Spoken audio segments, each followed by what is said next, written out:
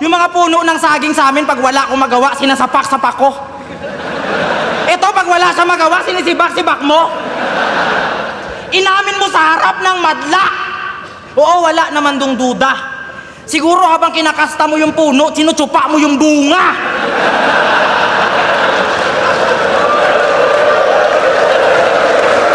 Kaya ka binabas eh. Hindi dahil sa patanga-tanga mo na judging. Kasi minsan yung boto niya na kay J-Black, minsan yung boto niya na kay Van, minsan yung boto niya na sa puno ng saging!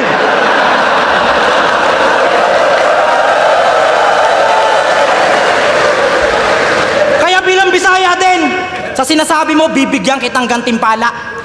Medyo malilito ka nga lang kung karma ba to o biyaya. Yung ginawa mo kay Marshall, talaga namang kakaiba. Tanginan to, ayaw umikot o gusto rin talaga.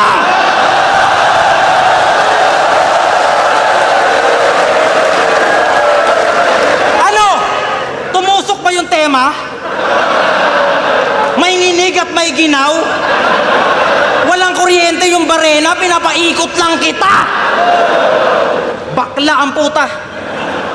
Panay piyok pa to sa laban, tangina mo, kakahiya ka.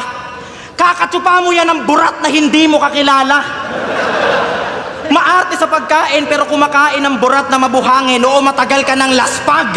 Ngayon sabihin mo sa amin, gago, na di mo naranasan yung pagpag. At hindi mo ako madadaan sa mga taglish mo na rhyming. Ano akala mo kayo lang may internet? Puta, meron din sa amin. Alam ko kung bakit taglish ka at hamo, boy, kahit di ka pa umamin. Sobrang obvious naman, Mike, na lahat sa rhyme zone yun ang galing. Tanginan to, porque magaling mag-English, pakiramdam niya, mas matalino siya sa iba. Sasabihan mo pa si Boss Arik na bobo mag-English, baka pektusan kita.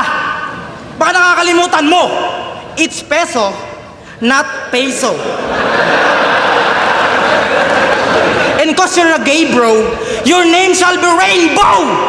Tangina mo, binigyan na ng karangalan yung bansa, hindi mo pa rin talaga ma-acknowledge.